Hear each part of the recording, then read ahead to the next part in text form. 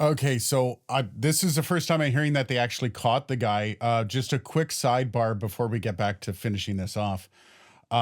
Was there a specific path they took to catching the guy, or is that any of that information out yet? A very sharp uh, McDonald's employee in Altoona, Pennsylvania, was serving the guy breakfast this morning and said he looks just like the guy whose picture was on in the news. So she calls the cops in the back room. They show up. They see the guy. He does look like the guy. They start questioning him. They open his backpack. He's got a gun with a suppressor in his backpack. He's got some other IDs. He's got a bad New Jersey ID that matches the one used in the youth hostel that he stayed in last week in Manhattan. So it's looking more and more like this is the guy. So as I speak, I think the detectives from New York are racing out to Pennsylvania to question the guy. He's being held on the gun charge because the suppressor is illegal in Pennsylvania. So he's held on a state gun charge. Not been charged with anything in New York City yet because they have to type up all the paperwork. The detectives have to do their reports. Then they report it back to the DA's office in Manhattan, who then has to go to a judge and get a charge against him, and then they can extradite him. So all that legal paperwork takes a little time.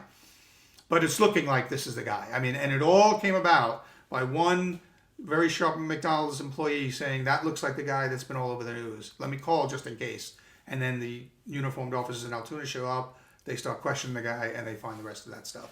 Yeah, Given apparently he the was on amount, a bus, a Greyhound bus that left Atlanta. I don't know where he was going to, but it took one of these brief stops in Altoona, Pennsylvania, where the people could get off the bus, use a restroom, whatever, grab a McDonald's, and get back on the bus. And that's when he was caught, apparently. with the amount of social media coverage, I'm surprised it took that long. But very So cool am to hear I. the That's name. exactly what I said on CNN. They said, "Are you surprised he was caught?" And I said, "No, I'm surprised it took this long because I'm surprised somebody didn't pick up the phone and say I went to school with that guy. Or I used to work with that guy." I mean, because I was on the news in Australia. His image went global and very quickly. And I'm surprised it took that long. I'm surprised no family member called in. We'll find out more about his family.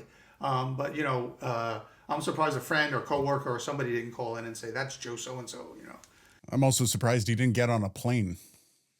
Not yeah, he could have been overseas that afternoon before they even knew anything about it. He could have had an overseas. We'll learn more about why he didn't do that either. I mean, I anticipate he wants a platform to speak about his issues, and Uh, going to court and being charged with all these crimes. He's going to have that he's going to have that megaphone to talk about all these things he wants to talk about.